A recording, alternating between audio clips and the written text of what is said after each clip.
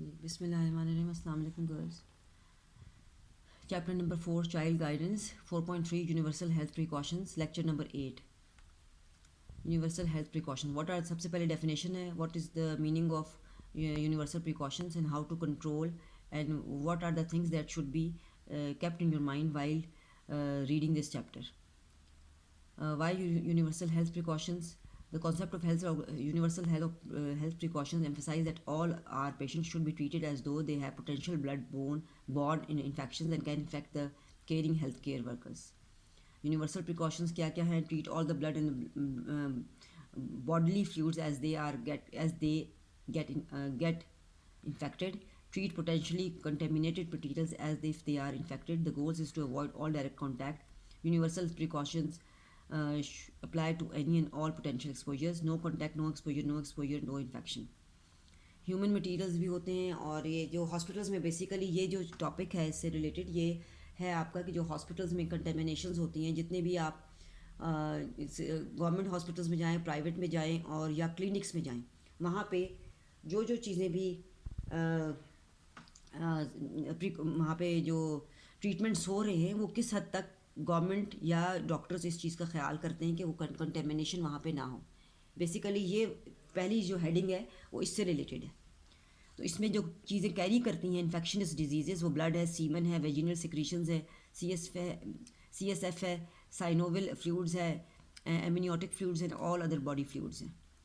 और ये less contaminated जो हैं in with regards to the blood and और द बॉडी फ्लूइड्स में फीसिस है, नेजल सिक्रीशंस, स्पूटम है, स्वेट है, टीयर्स हैं, यूरिन या वॉमिटिंग्स हैं, स्लाइवा अनलेस ब्लड स्टेन्ड. इसके बाद अगला टॉपिक है जो physical fitness is important for your healthy life. इसकी डेफिनेशन, इसके फैक्टर्स, ये सारे के सारे आपने यहाँ से लिखने. डेफिनेशन भी क्या है? Is considered a measure of the body's ability to function efficiently and effectively in work and leisure activities, to be healthy, to resist hypokinetic diseases and to meet emergency situations. मैं पूरी definition नहीं पढ़ रही, आपने slides यहाँ से पढ़ के अपने नोट्स खुद बनाने हैं.